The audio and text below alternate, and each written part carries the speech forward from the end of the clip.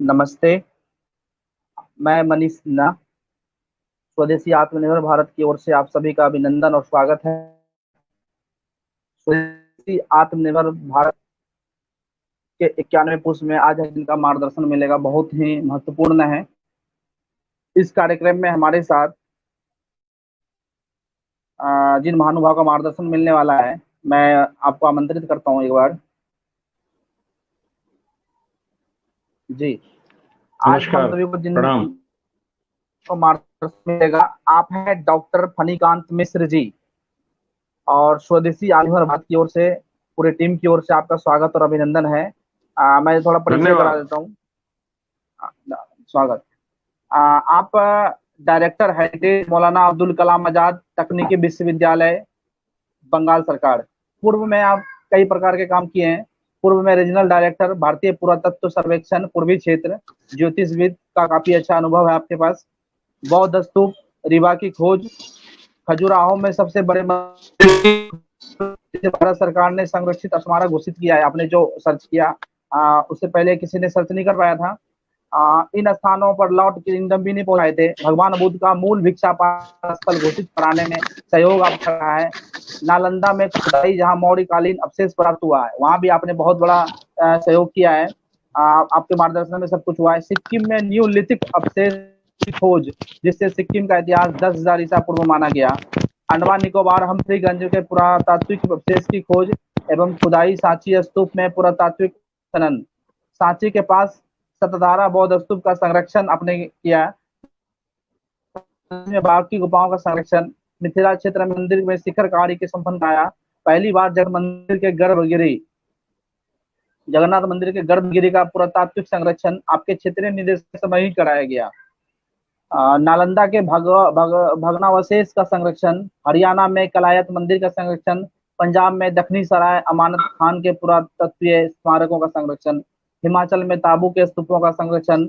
लौरिया नंदनगढ़, चांदीगढ़, बिहार रामपुरवा स्तंभ का संरक्षण। नेशनल लाइब्रेरी कोलकाता, शांति निकेतन का संरक्षण कार्य। सुंदरवन में पुरातत्वीय खोज और बहुत प्रकार का आपने काम किया है।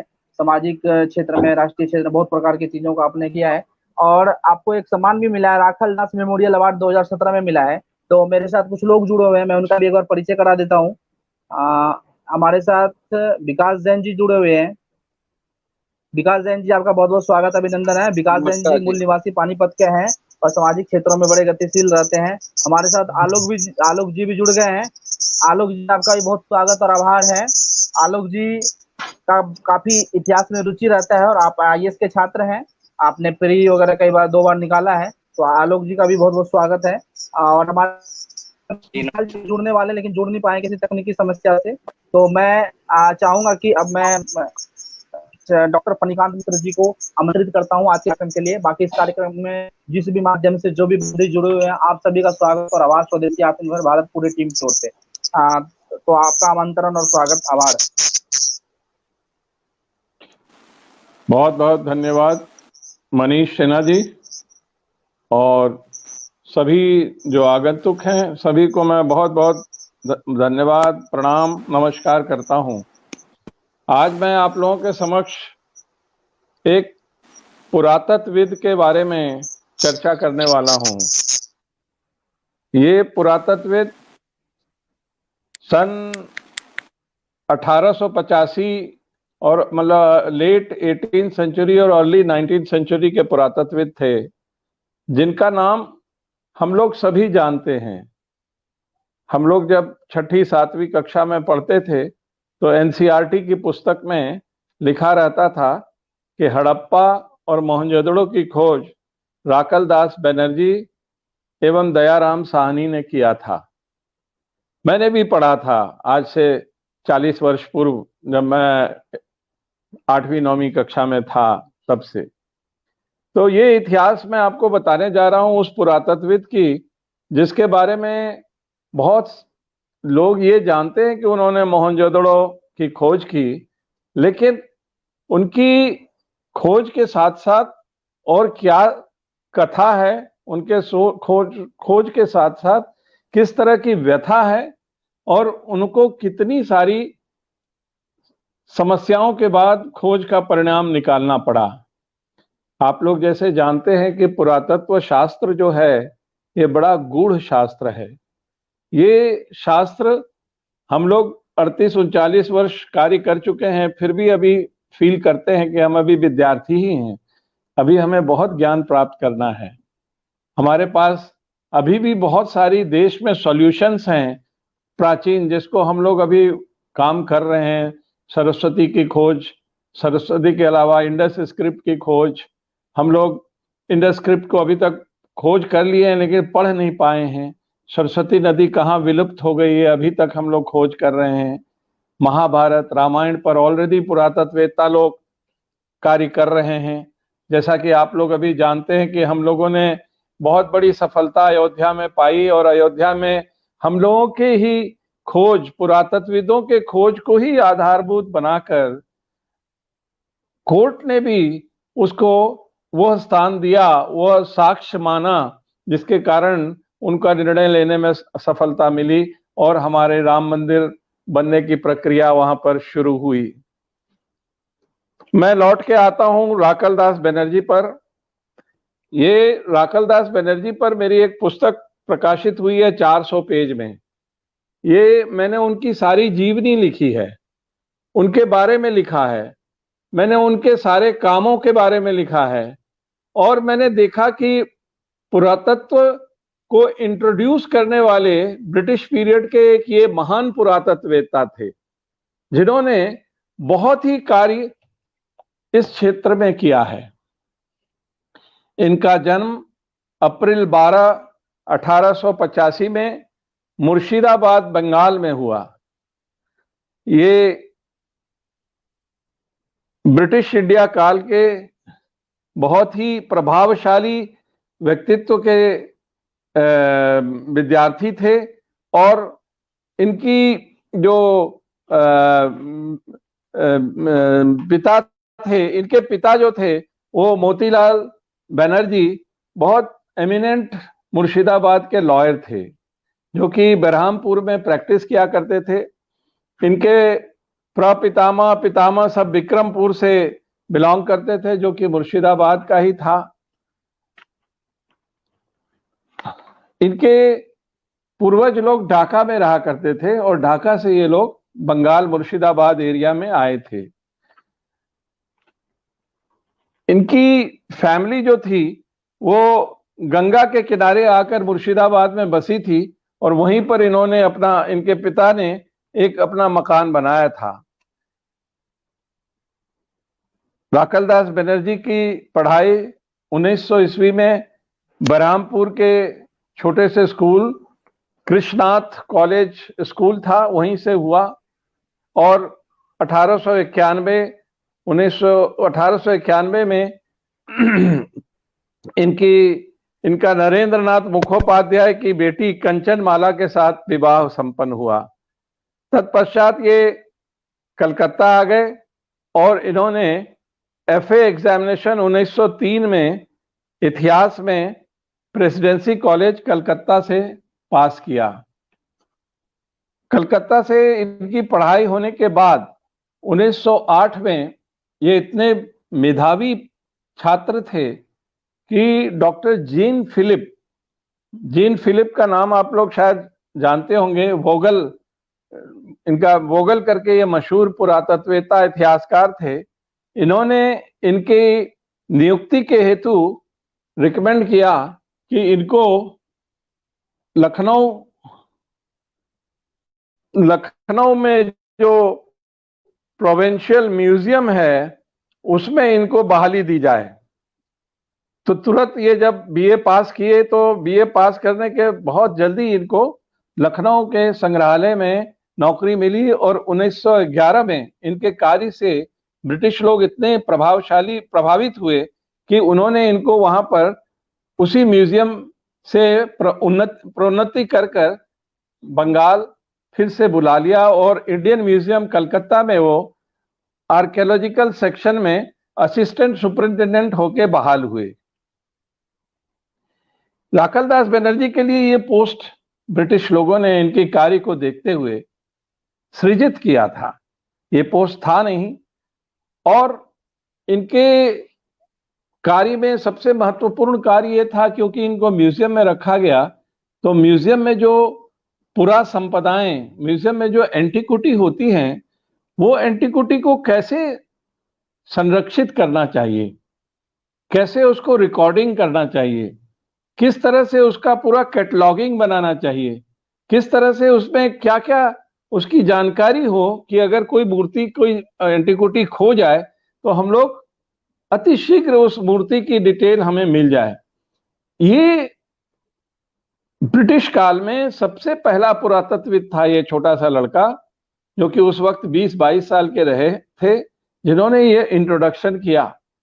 और ब्रिटिशर्स लोग इनके इस कार्य से बहुत प्रभावित हुए और उन्होंने फिर 1917 में इनको फिर प्रोन्नति दे दिया, और प्रोन्नति दे के वो western circle archaeological survey of India के सुपरिंटेंडेंट 1917 में बना दिए गए। सुपरिंटेंडेंट का पद जो होता है, ये बहुत महत्वपूर्ण पद भारतीय पुरातत्व सर्वेक्षण में उस जमाने में भी था और आज भी है। उस जमाने का सुपरिंटेंडेंट जो होता था, 4 ही सुपरिंटेंडेंट पूरे देश में होता था, एक वेस्टर्न इंडिया में, एक ईस्टर्न इंडिया में, एक नॉर्दर्न इंडिया में और एक सदर्न इंडिया में। जबकि आज कम से कम हम लोग 72 सुपरिंटेंडिंग आर्कियोलॉजिस्ट हैं, इतना प्रस्तार हो चुका है। तो राकल दास बनर्जी अपने कार्यों से बहुत प्रसन्न थे और बहुत खुश थे कि इनके कार्यों को सराहना की जा रही है और इनकी प्रोन्नति पर प्रोन्नति ब्रिटिश काल में हो रहा है। तो इन्होंने वेस्टर्न सर्किल के सुपरिंटेंडेंट होकर इन्होंने एक नियमावली तैयार की अपने टीम के साथ में, और इन्होंने कहा कि सब लोग पूरा इस मैप के आधार से जितनी भी पुरातत्वीय धरोहर जो खोज नहीं की जा सकी है, उन सब का खोज करेंगे। और एक तरह से विलेज टू विलेज सर्वे जिसको बोलते हैं, ये विलेज टू विलेज सर्वे का भार इन्होंने अपनी पूरी टीम को वेस्टर्न जोन में दिया और स्वयं इन्होंने अपना कार्य लरकाना जिले में, जो कि उस टाइम का पाकिस्तान हुआ करता था, वहां के लिए ले लिया। इनके साथ उस जमाने में, तो आज तो हम लोग जब कार्य करने जाते हैं तो हमारे साथ गाड़ी घोड़ा ताम झाम 50 टीम रहती है, लेकिन उस जमाने में ये लोग सिर्फ 4 लोग थे जो कि कलकत्ता से लरकाना के लिए प्रस्थान किए, और जब जहां तक इन लोगों की गाड़ी सवारी जा सकती थी वहां तक गाड़ी सवारी से गए, और फिर घोड़े पर सवार होकर ये उन जंगलों में, उन निरीह जगह पर अपनी खोज कर रहे थे।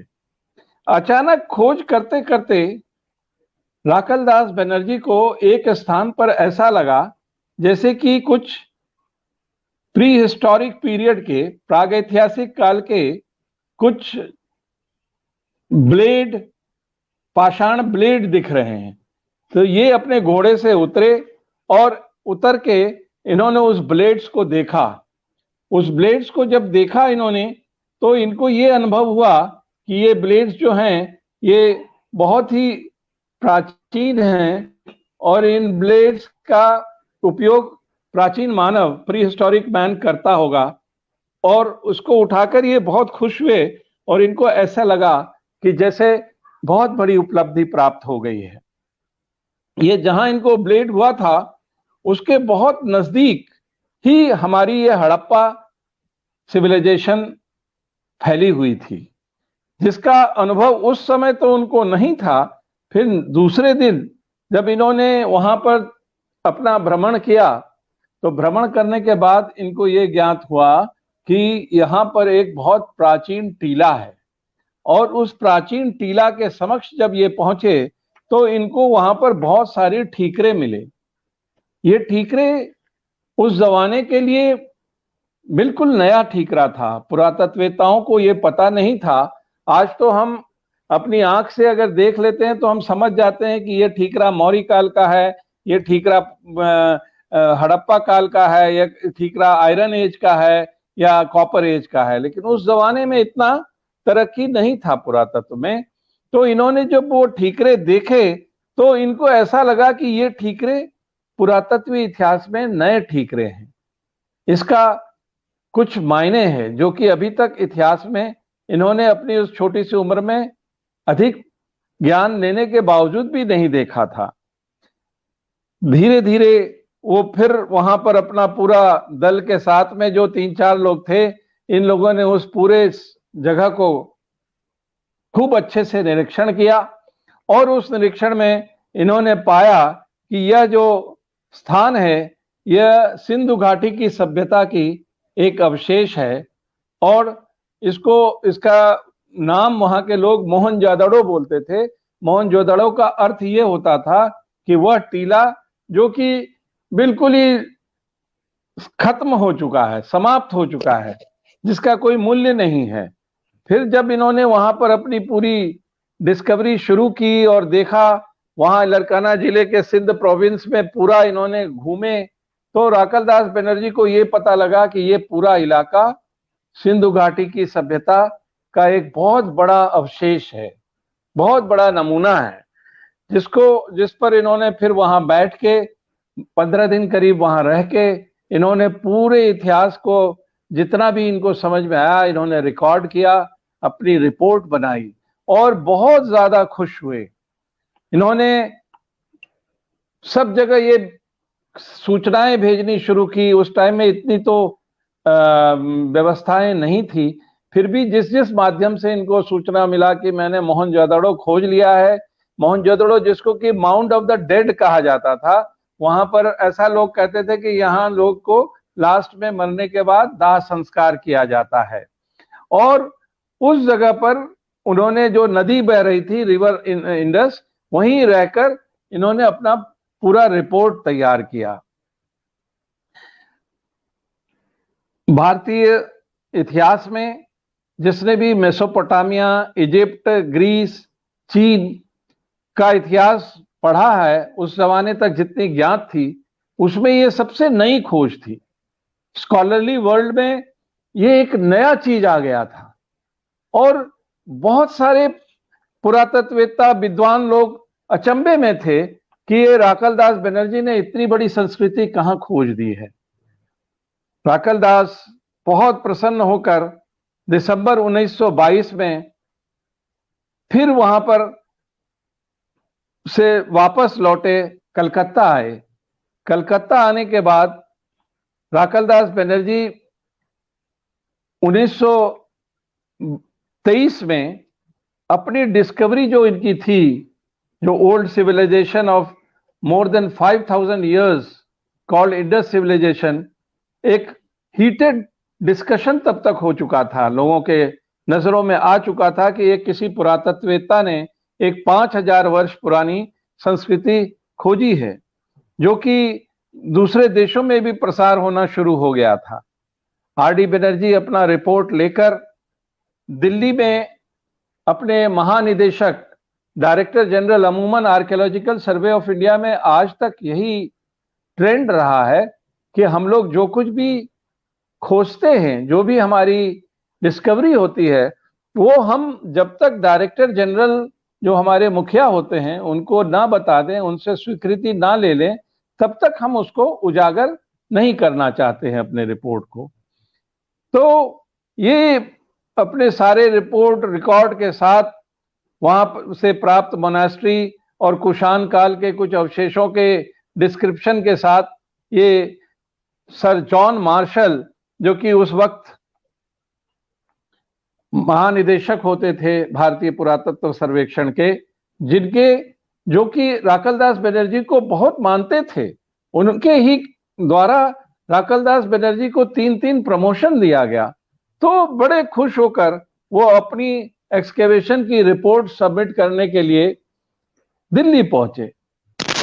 दिल्ली पहुंचे तो उन्हें ये लगा कि इनकी ये खोज बहुत बड़ी खोज है और सर जॉन मार्शल इनसे बहुत प्रसन्न हो जाएंगे और इनको कुछ पुरस्कृत करेंगे।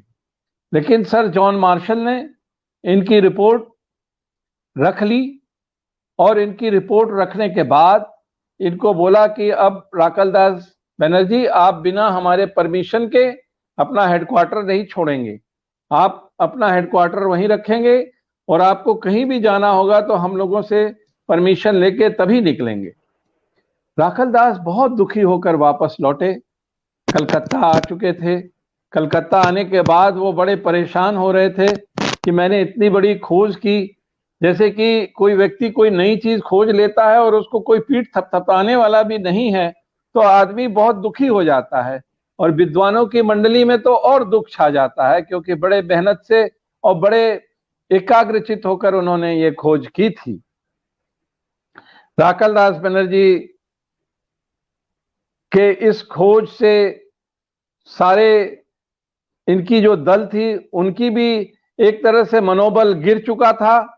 लेकिन कुछ ही दिन के बाद राखल दास बनर्जी को एक पत्र मिलता है कि आप जबलपुर जाएं और जबलपुर भेड़ाघाट में 64 योगिनी है, 64 योगिनी मंदिर का आप डॉक्यूमेंटेशन करें। राखल दास बनर्जी एक अच्छे अफसर थे, अपने सीनियर्स का ओबे करने वाले थे। ये जबलपुर के लिए निकल गए और जबलपुर में इन्होंने 15 दिन रहकर वहां पर 64 योगिनी मंदिर का इन्होंने पूरा निरीक्षण किया। इनके साथ 2 लोग कलकत्ता से थे, कुछ लोग और इन्होंने रास्ते में ले लिए थे। 4 लोग की एक मंडल थी जो कि के साथ ये कार्य कर रहे थे। और वहां पर जब ये वापस निकले, वहां से 15 दिन बाद अपना कार्य करके लौटे, जब कलकत्ता आए तो उसके 3-4 दिन के बाद इनको एक पत्र मिलता है कि आप जो यहाँ 15 दिन थे तो यहां से आप मूर्ति चोरी करके ले गए। वहां के डिस्ट्रिक्ट कलेक्टर ने इनको ये पत्र दिया कि हम लोग पूछताछ करना चाहते हैं, आप तत्काल जबलपुर आवे। और उन्होंने उस पत्र की प्रतिलिपि director general archaeological survey of India sir John Marshall को भी भेज दिया। सर जॉन मार्शल से भी इनको तार द्वारा सूचित किया गया कि आप तत्काल जबलपुर जाएं और आपके ऊपर इस तरह का आरोप लगा है जिसके बारे में वहां के डिस्ट्रिक्ट कमिश्नर आपसे जानकारी लेना चाहते हैं। राखल दास बनर्जी डायबिटीज के पेशेंट थे और डायबिटीज इनका बहुत बढ़ा रहता था। जब इनको ये सूचना मिली तो ये बहुत घबरा गए और घबराहट में इन्होंने कहा कि ये क्या नया खेल हो गया है। एक तरफ तो हमने इतनी बड़ी खोज की, उसका मुझे कोई डिपार्टमेंट से कोई इस तरह की बात नहीं दिखी कि मुझे पीठ थपथपाया जाए, और ये नया खेल क्या हो गया है।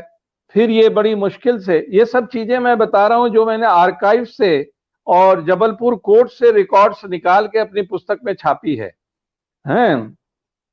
तो ये वहां पहुंचे। जबलपुर पहुंचने के बाद इनके साथ वो डिस्ट्रिक्ट कमिश्नर जो था वो ब्रिटिश राज्य का ही एक पार्ट था, अधिकारी था। उसने इनके साथ में जिरह किया और कहा कि हम आपके ऊपर धारा 179 के अंतर्गत केस दर्ज कर रहे हैं इंडियन पेनल कोड और इंडियन आईपीसी 179 में, और आपके ऊपर ये केस चलेगा। वहां लोअर कोर्ट में इनके अगेंस्ट में ये केस चलना शुरू हुआ। इस विद्वान को 7 वर्ष तक इनके ऊपर ये आरोप लगा रहा और 7 वर्ष तक ये जबलपुर कोर्ट, लोअर कोर्ट में जाते रहे। यदि किसी डेट पे नहीं जाते थे तो तुरंत इनको खबर आता था कि हम आपका बेल रिजेक्ट कर देंगे और आपको लॉकअप में जाना पड़ जाएगा। ये 7 वर्ष तक जाते जाते पता चला कि वह मूर्ति जो 64 योगिनी से गायब हुई थी वो किसी ने लाकर फिर 64 योगिनी मंदिर में रख दी। जब वहां का जो लोअर कोर्ट का जज था उसने सारी केस को बड़े डीप में देखा, तो उसने डीप में देखने के बाद उसने राखल दास बनर्जी को बड़े सभा में बुलाया, बड़े कोर्ट में बुलाया और बोला कि मैं आपको सैल्यूट करना चाहता हूं। वो ईरिश जज था, ब्रिटिश नहीं था, क्योंकि हम लोगों को ये पता लगा, हमारे जिरह से ये पता लगा कि आपका 179 में कोई केस आपके ऊपर बनता ही नहीं है। आप के ऊपर ये गलत आरोप लगाया था और इनको एक्विट कर दिया गया। जब एक्विट करने की सूचना आई, उसके बाद जब director general archaeological survey of India को पता चला कि कोर्ट ने इनको एक्विट कर दिया है, तो उन लोगों ने इनके ऊपर बोला कि डिपार्टमेंटल इंक्वायरी कराया जाएगा और डिपार्टमेंटल इंक्वायरी इनके ऊपर लाद दिया गया। 3 महीना के अंदर, मैं नहीं समझता कि देश में आज के इतिहास में 3 महीना में डिपार्टमेंटल इंक्वायरी समाप्त करके इनको अपने नौकरी से बर्खास्त कर दिया गया। इसी बीच में ये 3 महीना के अंदर इन्होंने कई बार पत्र लिखा डायरेक्टर जनरल को कि भाई मैंने जो हड़प्पा काल की खोज की है उसके ऊपर आपने क्या कार्य हमारे लिए किया है, तो वहां से कोई जवाब नहीं आता था। इसी बीच में 1923 में एक न्यूज छपता है लंदन से, और उस न्यूज में ये आता है कि हड़प्पा मोहनजोदड़ो की खोज सर जॉन मार्शल ने की है, जबकि सर जॉन मार्शल अभी तक मोहनजोदड़ो पहुंचे भी नहीं थे।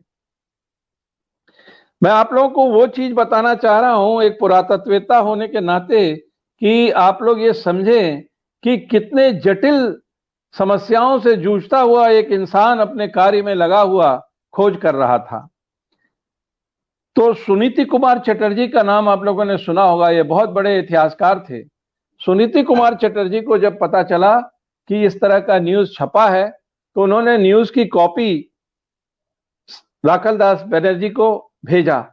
तो राखलदास बनर्जी को जैसे कहते हैं एक स्ट्रोक लग गया हो, उनके हृदय पर ऐसा घात लगा हो कि वो बेचारे परेशान हो गए और उन्होंने कहा कि ये क्या न्यूज आ गया, ये तो पूरी खोज मेरी की हुई है, पूरा रिपोर्ट मैंने दिया है सरकार को, फिर ये रिपोर्ट कहां से लीक आउट हो गई और कैसे, जबकि मार्शल साहब तो कभी गए नहीं वहां पे।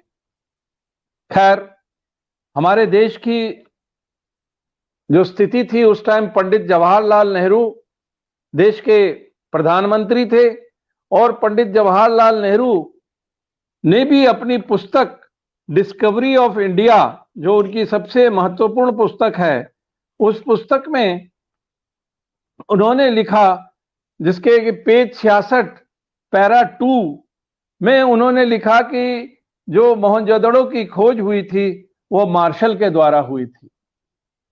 ये सबसे बड़ा चोट मार्शल के द्वारा हुई थी, राखलदास बनर्जी को लगी, और इसी बीच में इनके ऊपर डिसमिसल का लेटर भी मिल गया था, सर्विस से इन्हें निकाल दिया गया था।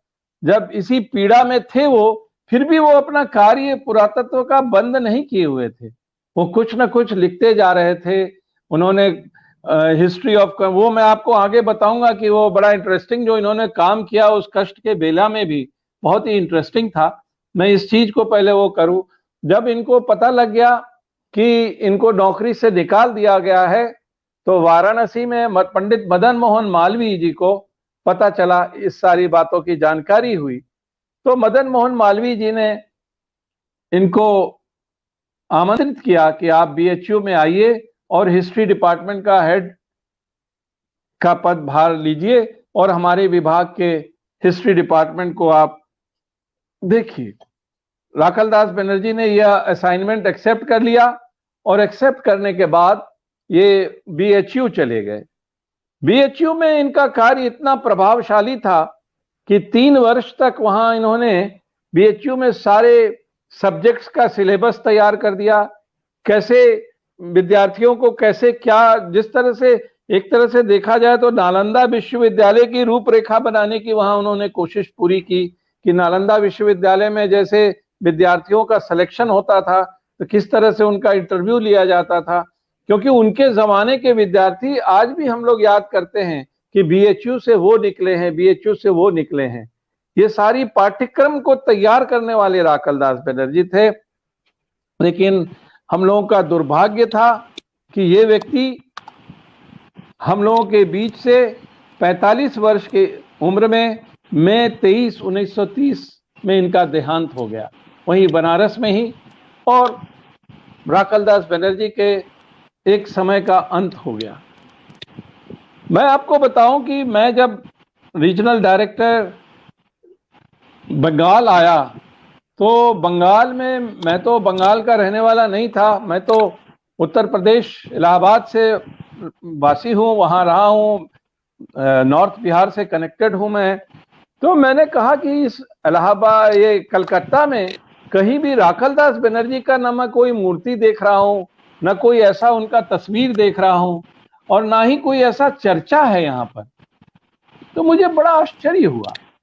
मैंने अपने अधिकारियों के दल को सबको बुलाया और बोला कि भाई हमको राखलदास बनर्जी पे कार्य करना है, हम उनके ऊपर शोध करना चाहते हैं।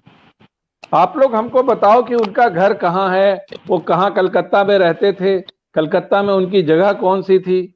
तो मेरे अधिकारी लोग सुबह जाएं और शाम को लौट के आ जाएं और बताएं कि सर उनका घर तो मिल ही नहीं रहा है, वो कहाँ के थे, क्या थे। इतना हम लोग जानते थे कि मुर्शिदाबाद के थे। तो मुझे बड़ा अफसोस होता था। मैं जब उनकी पुस्तकें पढ़ता था, उन्होंने भरमार पुस्तक 45 साल की उम्र में गुप्ता डायनेस्टी पे, कलिंगा डायनेस्टी पे खुदाई किया। उन्होंने 5-5 नॉवल लिखा। वो नॉवल कोई फिक्शन या ये नहीं था, नॉवल था, इतिहास के बारे में लिखा, सेन के इतिहास के, पाल के इतिहास। मैंने कहा इतना बड़ा विद्वान कलकत्ता का था और इसके बारे में कोई जानता नहीं है।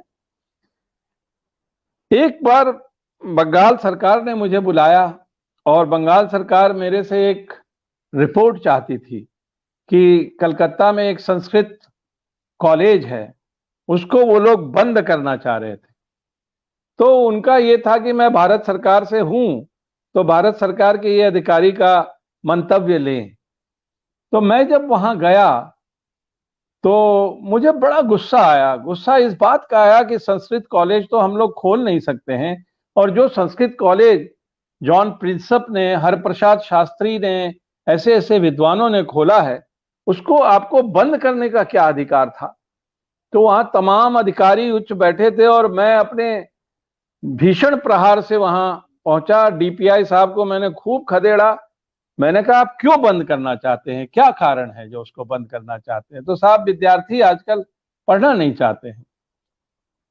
मैंने कहा इसका आप मार्केटिंग कीजिए, आप में ये सेल्समैनशिप होना चाहिए कि विद्यार्थी आए और हमारे यहाँ नामांकन करें और पढ़ें। इसका अर्थ ये नहीं है कि विद्यार्थी नहीं पढ़ना चाहते हैं तो आप इसको बंद कर देंगे। ये कोई इसका निराकरण नहीं हुआ। फिर वहां के जो उच्च अधिकारी थे वो लोग मान गए और उन्होंने इसको बंद करने का फैसला छोड़ दिया। ये कार्य जब समाप्त हुआ तो संस्कृत कॉलेज के जो प्रिंसिपल थे वो आके मेरे पैरों पे गिर गए एकदम सरी भरी उसमें, और उन्होंने कहा कि सर आपने तो आज बचा लिया, नहीं तो ये संस्कृत कॉलेज बंद हो जाता। जो कि इतनी पुरानी संस्कृत कॉलेज थी, जॉन प्रिंसप ने एस्टैब्लिश की थी, उसकी बिल्डिंग भी एक बहुत अच्छी हेरिटेज बिल्डिंग थी। मैंने कहा यार तुम्हारे बंगाल में क्या हो रहा है, हम राखलदास बनर्जी जैसे विद्वान पे कार्य कर रहे हैं तो आप लोग हमको उनके बारे में कुछ नहीं बताते हैं, संस्कृत कॉलेज को आप लोग बंद करना चाह रहे हैं, ये क्या मतलब है। तो जो ही मैंने ये बात कही तो उन्होंने मुझे कहा कि राखलदास बनर्जी की ग्रैंड डॉटर हमारे यहाँ प्रोफेसर थी और अभी रिटायर की हैं। तो बड़ा मुझे आश्चर्यचकित, शाम के 6 बज रहे थे। मैंने उनको बोला कि अरे प्रिंसिपल साहब आपके लिए मैंने इतना किया है तो आप मेरे साथ उनके निवास तक अगर जानते हो तो चलिए, मैं तो उनके ऊपर बहुत सीरियसली शोध कर रहा हूँ। 138 वर्ष हो गए उनको गए हुए और मेरे पास ऐसी एक जिज्ञासा हुई है कि उस विद्वान पर मैं शोध कर रहा हूं। तो बोले हाँ सर चलिए, वो भी बड़े खुश थे। बोले चलिए। हम लोग वहां से गरिया हाट में जहां उनकी ग्रैंड डॉटर रहती थी उनके घर गए। उनके घर जब हम लोग पहुंचे तो उनकी ग्रैंड डॉटर आश्चर्यचकित हुई कि एक प्रिंसिपल हमारे घर क्यों आए हैं। लेकिन जब उनको ये बताया गया कि डॉक्टर फणिकांत मिश्र रीजनल डायरेक्टर भारतीय पुरातत्व सर्वेक्षण के आपसे मिलना चाहते हैं और वो आए हुए हैं, साल पर ब्रिटिश लोग ट्रांसफर कर देते थे, कभी नालंदा, कभी अमरावती, कभी सारनाथ। तो वो हमें सुनाने लगी कि देखिए मेरा जन्म नालंदा में हुआ है, मेरी एक बहन का जन्म सारनाथ में हुआ है, मेरी एक बहन का जन्म अमरावती में हुआ है, और मेरे पिता इतने परेशान किए गए ब्रिटिश राज में कि उनका मानसिक बीमारी रोगी हो गए और हम लोगों की आज तक विवाह नहीं हो पाया। हम लोगों का जीवन एकदम समाप्त कर दिया इस विभाग ने। इसलिए हम लोग इतना दुखी हैं कि हम इस विभाग के किसी भी व्यक्ति से नहीं मिलना चाहते हैं। और हमारे ग्रैंडफादर को भी इन लोगों ने इसी तरह प्रताड़ित किया। वो मुझे बताने लगी कि उन्होंने इतना बढ़िया पीएचडी का थीसिस लिखा था कलकत्ता यूनिवर्सिटी से, और कलकत्ता यूनिवर्सिटी में उन्होंने हड़प्पा और मोहनजोदड़ो पर अपना थीसिस लिखा था, और वो थीसिस का एक एग्जामिनर राकल दास बनर्जी के थीसिस का एग्जामिनर सर जॉन मार्शल थे, और सर जॉन मार्शल ने उस थीसिस को रिजेक्ट कर दिया था। जबकि मैंने उस किताब को देखा, उस थीसिस को मैंने कलकत्ता यूनिवर्सिटी में निकलवाया और देखा, अद्भुत थीसिस थी वो एक बाइबल थी, एक मिसाल थी। लेकिन उनके कार्य से ईर्ष्या करके लोगों ने उनको इतना प्रताड़ित किया और इतना कष्ट दिया कि वो बहुत छोटी उम्र में तो वो चले गए, और उनके साथ साथ उनके परिवार वाले भी बहुत कष्टमय जीवन बिताते रहे। उन्होंने मुझे थोड़ी बहुत जानकारियां दी कि इस तरह की बात थी, लेकिन मैं अपना शोध चालू रखे हुए था। ये मेरा तकरीबन 7-8 साल का शोध था। मैं अब तक सारी कागज निकाल चुका था कि राकल दास बनर्जी का अपॉइंटमेंट कैसे हुआ, राकल दास बनर्जी का डिसमिसल कैसे हुआ, राकल दास बनर्जी को कैसे कैसे मेमो, वार्निंग, चिट्ठियां मिली। मुझे जबलपुर जाना पड़ा, जबलपुर कोर्ट में मैं गया, और जबलपुर कोर्ट से मैंने सारी कागजातें निकाली जो उनके केस से संबंधित थी। उन सारे केस का रिकॉर्ड मैंने सारा निकाल के देखा, और उसमें मैं पाया कि बेचारे को परेशानी करने के लिए केवल कोर्ट में डाला गया था, और वो कहीं से मतलब इसमें इन्वॉल्व नहीं थे। खैर, यह एक बहुत बड़ा विद्वान, जबलपुर जाना पड़ा, जबलपुर कोर्ट में मैं गया, और जबलपुर कोर्ट से मैंने सारे कागजातें निकाली जो उनके केस से संबंधित थी।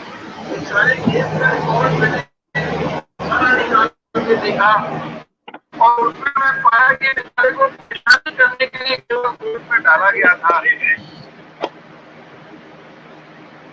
राकल दास बनर्जी का इस छोटे से उम्र में अगर मैं उनके पुरातत्व कार्य की गिनती करूं तो अद्भुत उनका कार्य था।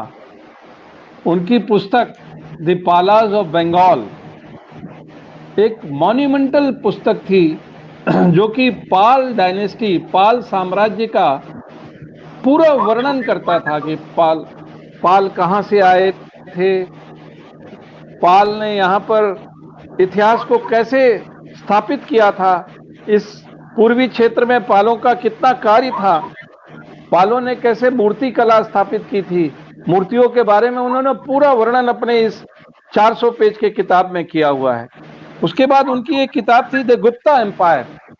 अगर आप लोग किसी ने बीए एमए हिस्ट्री से किया होगा तो आप जानते होंगे कि द गुप्ता एम्पायर अगर हम ना पढ़ें तो हम गुप्ता डायनेस्टी पर कुछ कार्य नहीं कर सकते हैं। और ये गुप्ता एम्पायर 500 पेज की पुस्तक, जिसमें गुप्त काल का पूरा वर्णन राकल दास बनर्जी ने बहुत ही अच्छे ढंग से किया है, जो कि आज तक वो किताब एक तरह से बाइबल मानी जाती है फॉर गुप्ता डायनेस्टी। बहुत इंपॉर्टेंट किताब है। उनकी एक प्राचीन मुद्रा करके किताब छपी, जिस पर उन्होंने कॉइनेज इन इंडिया क्या था, कॉइन क्या था, कॉइन में किस समय में कॉइन का क्या रूप था, किस समय कॉइन में क्या लिखे होते थे, कॉइन के इंस्क्रिप्शंस क्या थे, उस पर उनका भी बहुत बढ़िया शोध था। और वो पुस्तक बहुत ही आज तक, आज क्या वो हमेशा, जब तक राकल दास बनर्जी का नाम रहेगा तब तक ये प्राचीन मुद्रा कॉइन के बारे में कोई स्टडी करेंगे तो बिना इसको रिफर किए हुए वो कुछ नहीं कर सकते। उन्होंने अपने जमाने में 5 नॉवल लिखा। जो 5 नॉवल जो थे वो नॉवल कोई नॉवल कहानी नहीं थी, कोई खेल नहीं था, लेकिन वो नॉवल था जिसमें उन्होंने पूरा वर्णन किया है कि इतिहास क्या था। उसमें उन्होंने पूरा वर्णन किया है कि जैसे एक उनकी पुस्तक थी पाषाणेर कथा, ये बंगला में उन्होंने लिखी थी। पाषाणेर कथा में उन्होंने पूरा वर्णन किया है कि ये स्टोन्स क्या हैं, स्टोन्स का क्या महत्व है, स्टोन्स आर्कियोलॉजी और पुरातत्व में ये बिल्डिंग कैसे बनी, ये स्मारक कैसे बने, ये सारी चीजों का उसमें वर्णन किया हुआ है। एक उनका और पुस्तक था जिसमें उन्होंने पक्षांतर, व्यतिक्रम, अनुक्रम, ये सारी नॉवेल्स उनकी थी। और इस व्यक्ति का जीवन इतने छोटे उम्र में इतना सब कार्य करते हुए भी इतने महत्वपूर्ण चीजें देश को वो दे गया, इतने महत्वपूर्ण चीजें उस देश के लिए कर गए, जो कि कोई भी पुरातत्ववेत्ता होगा तो उस चीज को एक्सेप्ट करेगा कि यह कार्य, इनका शोध जो था ये अद्भुत शोध था, जो आज तक हम लोग इतने आगे बढ़ चुके हैं हम लोग नहीं कर पाए हैं। इनका हम लोग ये समझते हैं कि ये ऐसा पुरातत्ववेत्ता, ऐसा विद्वान बहुत कम मिलता है। और पुरातत्व के क्षेत्र में मैंने इस तरह का विद्वान अपने जीवन में नहीं पढ़ा। मैंने भी 38-40 साल अपने जीवन का बिताया है पुरातत्व की फील्ड में। इस तरह का मैंने विद्वान जो कि इतने कष्टों के बावजूद भी इतना बड़ा बड़ा चीज दे गया देश को, जो कि शायद ही कोई दे सकता था। इनकी मृत्यु बहुत कम एज में देश के लिए, विश्व के लिए बहुत ही बड़ा नुकसान था। और उनके साथ साथ उनके मैं समझता हूं कि इस तरह की मृत्यु किसी विद्वान के साथ नहीं होनी चाहिए। मेरे मन में हमेशा ये आता है कि यदि इनको सराहा जाता और इनको यदि अच्छी सी इनके कार्यों को उत्साहित किया जाता तो ये व्यक्ति बहुत कुछ पुरातत्व के क्षेत्र में कर सकता था। ये बड़े विद्वानों की तरह थे, रॉयल मैन कहलाते थे। उस जमाने में भी इनके पास 2-2 विंटेज कार हुआ करती थी। ये केवल आर्कियोलॉजिस्ट नहीं थे, ये न्यूमिस्मैटिस्ट भी थे, कॉइन के विद्वान थे, नॉवेलिस्ट थे, और इन सबसे भी ऊपर ये एक बहुत अच्छे जेंटल सॉफ्ट स्पोकन आर्कियोलॉजिस्ट थे। और आप ये सोचिए कि 45 साल की उम्र में जिस व्यक्ति ने इतनी सारी पुस्तक, history of India, a junior history of India, the age of the imperial Guptas, history of Bengal, Bengal का इतिहास अगर जानना हो तो राकल दास बनर्जी के किताब के अलावा और कोई किताब नहीं है जहां इतना विस्तृत वर्णन किया गया हो, या किसी ने और आज के युग में किया है तो उन्हीं की किताब से चीजें ली हैं। प्राचीन मुद्रा, द पालाज ऑफ बंगाल, पाषाणेर कथा, ये सब उनकी पुस्तकें थी। पक्षांतर, व्यतिक्रम, अनुक्रम, और इसके अलावा उन्होंने कम से कम सैकड़ों आर्टिकल्स बड़े बड़े जर्नल्स में, देश में विदेश में उनके छपे। ऐसा कर्मठ, योग्य और विद्वान पुरातत्ववेत्ता मैंने तो नहीं अपने जीवन काल में देखा है। और मैं समझता हूं कि मैंने ये पुस्तक, जिसमें मैंने उनके जहां जहां खोज की, जो जो जगह पर ये गए, उन्होंने मध्य प्रदेश में बहुत खोजें की हैं। ये पश्चिम मध्य प्रदेश में इन्होंने बहुत सारी साइटें खोजी, बहुत सारे स्मारक खोजे। इसके अलावा पहाड़पुर जो आजकल ढाका में है, ढाका के पास है, वहां पर इन्होंने पुरातत्वीय खुदाई कराई, और पुरातत्वीय खुदाई करा के इन्होंने एक उसको इस्टेब्लिश किया। ये सब कार्य इसी महान विद्वान व्यक्ति द्वारा कराया गया था, जिसको कि हमेशा लोग याद करते रहेंगे। और इस पर बड़े बड़े विद्वानों ने बड़े बड़े पत्रिकाओं में उस समय में 1924 में सुनीति कुमार चट्टोपाध्याय, जो कि बहुत बड़े विद्वान थे, वो लिखते हैं कि the Mohenjodaro excavation inaugurated by R.D. Banerjee and the curiosity awakened by his discoveries can thus lead to a great ultimate results. आज मोहनजोदड़ो जाना जाता है तो मात्र इन्हीं के कारण जाना जाता है। आज कितना भी कोई इनकी चीजों को हड़प लें या उसको अपने में संकुल कर लें कि हमने खोजा, वो नहीं होगा। हड़प्पा और मोहनजोदड़ो हमेशा राखलदास बनर्जी के नाम से ही जाना जाएगा। धन्यवाद।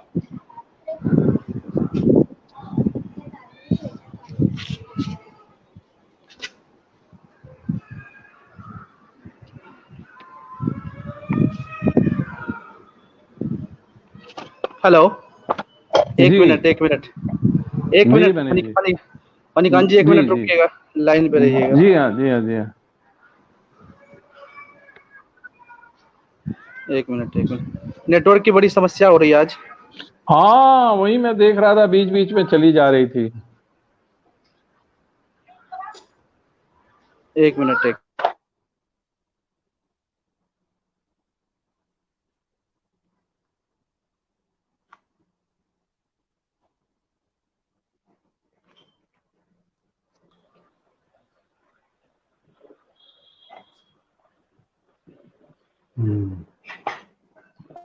क्या थोड़ा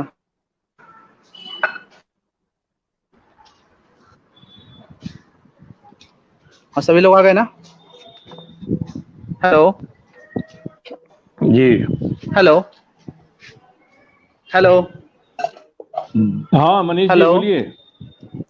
हाँ, तकनीकी खराबी के कारण काफी समस्याओं का सामना करना पड़ा है, बीच में कई बार डिस्कनेक्ट हो गया नेट। तो जी हमारे साथ कुछ लोग जुड़े हुए हैं, है ना। विशाल जी जुड़े हुए हैं। विशाल जी आईएएस का प्रिपरेशन करते हैं और पीएचडी भी कर रहे हैं और इतिहास के छात्र हैं। तो विशाल जी का कुछ सवाल है, तो विशाल जी कृपया स्वागत और अभिनंदन है। आप कृपया कुछ प्रश्न हो तो पूछ सकते हैं आप डॉक्टर फणिकांत मिश्र जी से। जी धन्यवाद मनीष जी। गुरु जी को प्रणाम, नमस्कार सर। मेरा एक प्रश्न था जी, मेरा एक प्रश्न था कि एंशिएंट हिस्ट्री में हड़प्पा सिविलाइजेशन की बात करते हैं, तो ऐसे हड़प्पा सभ्यता में अभी भी ऐसे बहुत कुछ चीजें जो है पुरातात्विक दृष्टिकोण से देखें तो उसको पढ़ने पे लगता है कि कहीं ना कहीं बहुत कुछ चीजें मिसिंग है। और दूसरा महत्वपूर्ण प्रश्न मेरा ये है कि हड़प्पा सभ्यता में दो थ्योरी को लेके बात की जाती है कि हड़प्पा सभ्यता की ओरिजिन के बारे में, कि एक तो ये लोकल सिविलाइजेशन है और दूसरा ऐसा माना जाता है कि ये बाहर से मतलब लोगों के द्वारा आए हुए लोगों द्वारा बनाई गई सभ्यता है। तो इस विषय में सर आपका मतलब क्या समझ से होना चाहिए, क्या सही है दृष्टिकोण? जी, बहुत बढ़िया सवाल है। देखिए, हमने बताया ना कि अभी हम लोगों के पास कुछ चीजें हैं जो कि अभी कार्य करने के लिए पड़ी हुई हैं। अभी पुरातत्व का कार्य समाप्त नहीं हुआ है। अगर आप राखीगढ़ी का नाम सुने होंगे, राखीगढ़ी जी एक बहुत ही इम्पोर्टेंट हड़प्पन साइट है। इसके खुदाई का 1 साल मैं भी डायरेक्टर था और राखीगढ़ी हरियाणा में है, जहाँ पर जो अब हम लोगों को अवशेष मिले हैं, उन अवशेषों को देखते हुए ऐसे लगता है कि हड़प्पा काल अब वो 3500 वर्ष वाली काल नहीं होगी और पीछे चली जाएगी। इसको अब 5000 और 6000 वर्ष के ईसा पूर्व के काल में डालना पड़ेगा, क्योंकि एकदम अचानक कोई संस्कृति इतनी विकसित हो गई, कैसे हो गई। और ये सभ्यता अगर बाहर से नहीं आई, यहीं की सभ्यता थी, भारतवर्ष की सभ्यता थी, तो एकदम से कैसे इतना बड़ा विकास हो गया इसमें। तो इस पर शोध चल रहा है, अभी कोई फैसले पे आए नहीं हैं। हम लोग अभी इंडस स्क्रिप्ट पढ़ नहीं पाए हैं, इंडस स्क्रिप्ट पढ़ना बाकी रह गया है। हम समझते हैं कि इंडस स्क्रिप्ट वगैरह पढ़ेंगे तब जाके कुछ। अब लेकिन पुरातत्ववेत्ताओं का भी मन बदल रहा है, अब वो इस चीज पर कार्य करना शुरू कर दिए हैं कि ये सभ्यता का विनाश भी एकदम से हो गया लोग कहते हैं कि इसका विनाश हुआ तो कोई बाढ़ आ गई या कोई फेमीन हो गया, कोई प्रमाणिकता नहीं अभी मिली है, कोई ऐसी प्रमाणिकता नहीं है कि किसी ने उसको, जैसे नालंदा के बारे में तो ये है कि उसको आग लगा दिया गया, यहाँ पर हड़प्पा सिविलाइजेशन जो है उसके बारे में कोई ऐसी प्रमाणिकता नहीं हम लोगों के पास है। तो ये शोध अभी अधूरा है, इसमें मुझे विशाल जी लगता है कुछ समय लगेगा, समय लगने के बाद ये क्लियर होगा। अभी मैं आपको इस पोजीशन में नहीं हूं कि आपको बता सकूं कि ये सभ्यता कैसे आई, कहां आई और इसका क्या समय निर्धारित हुआ है। जी धन्यवाद सर। धन्यवाद।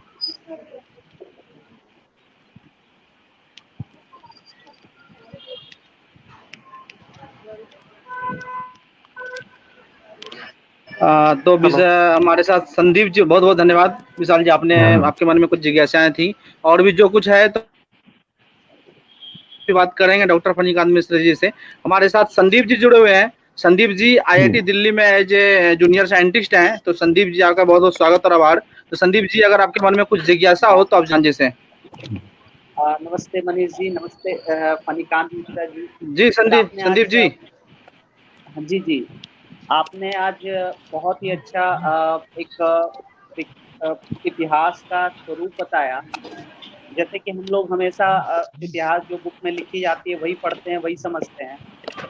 और आज आपने राखल दास बनर्जी की जीवनी पे जो एक अलग ही रूप बताया कि ये कितनी सारी संघर्ष उनकी जिंदगी में हुई और किस तरीके से ब्रिटिश शासन में उनके किए हुए काम को नहीं दिखाया गया और इसकी क्रेडिट मार्शल को दिया गया। तो इससे हमें लगता है कि हमें इस पे दोबारा से अध्ययन करने की जरूरत है और जो फैक्ट है, जो रियलिटी है, उसको उजागर करने की जरूरत है, जिससे हमें और भी क्लियर आइडिया हो हिस्ट्री का और हमारा जो इतिहास रहा है वो और परिपक्व तरीके से हमारे सामने प्रस्तुत हो। बहुत बहुत ज्ञानवर्धक था आपका आज का सेशन सर, बहुत बहुत धन्यवाद।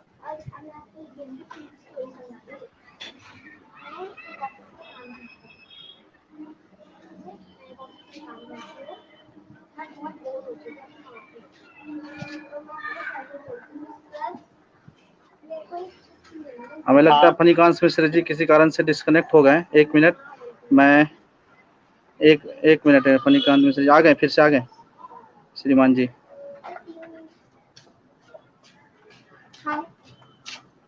मेरा मूल उद्देश्य, आप आईआईटी के विद्वान हैं और आगे आपको बहुत लंबा सफर करना है। जी।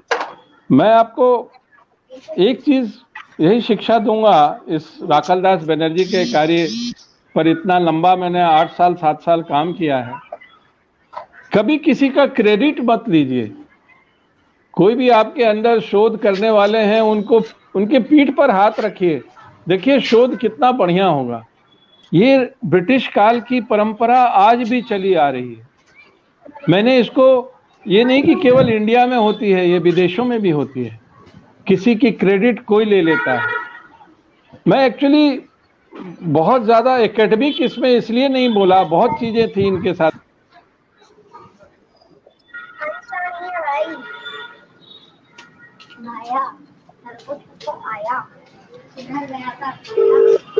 आज किसी के अंदर में शोध कर रहे हैं जी, और आपकी शोध को कोई चुरा ले, आपका प्रोफेसर, तो आपको कितना कष्ट होगा, कितना दुख होगा।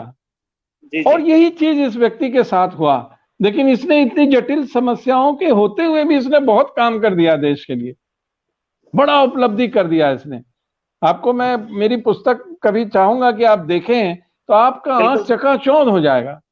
मैंने 400 पेज की पुस्तक लिखी है, इसमें 240 फोटोग्राफ्स हैं और आप देखिएगा कि इन्होंने ये 240 चीज खोजा है देश में एक लहर ला दी इतनी कठिनाइयों के बीच में।